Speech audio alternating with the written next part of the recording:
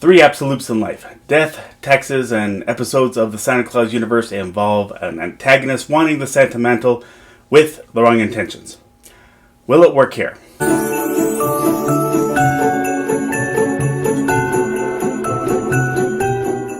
Welcome to my channel, KC. That's me, Carrie Chuck, the Sludge Storyteller, here to talk about the wonderful world of storytelling.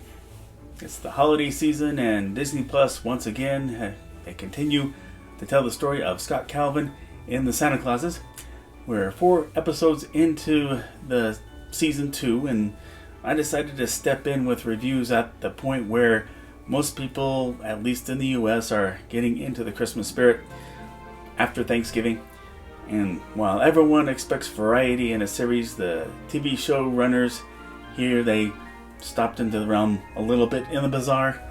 But in the beginning, we see Santa and family in the middle of a Christmas Eve delivery run with the expected reindeer sleigh flight, but this time with Ozzy Osbourne's Crazy Train in the background, and using that never fails. But we meet Mad Santa, the moniker people call him. His real name is Magnus Anta, but he's a mean-spirited Santa operating in 14th century North Pole, cursed to be reduced to living life as a nutcracker and on a designated shelf in Santa's workshop, only to go through existence like that. But as the lore goes, the curse is broken because it's exposed to North Pole magic contained in a Christmas snow globe. But this is in the fictional Santopolis, where a shopkeeper, played by Gabriel Iglesias, he goes by the name as Kris Kringle here.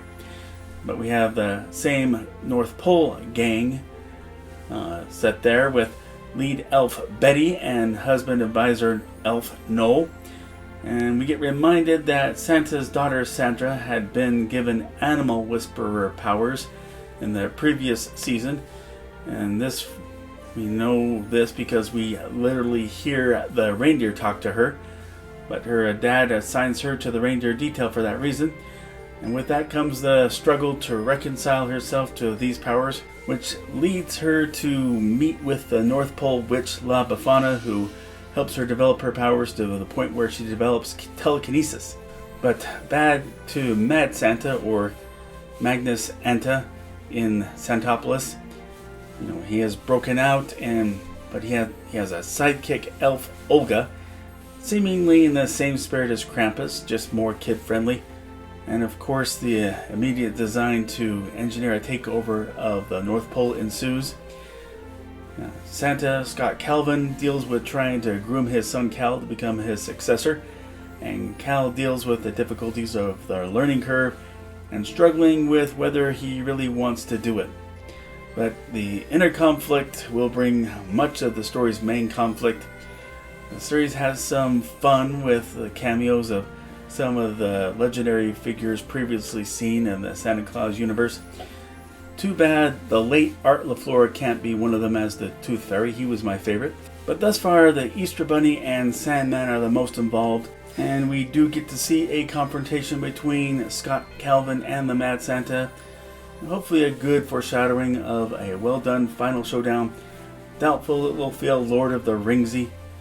But it's well known that in the first Santa Claus movie, Tim Allen's dealing with the makeup process as well as wearing the makeup along with a fat suit.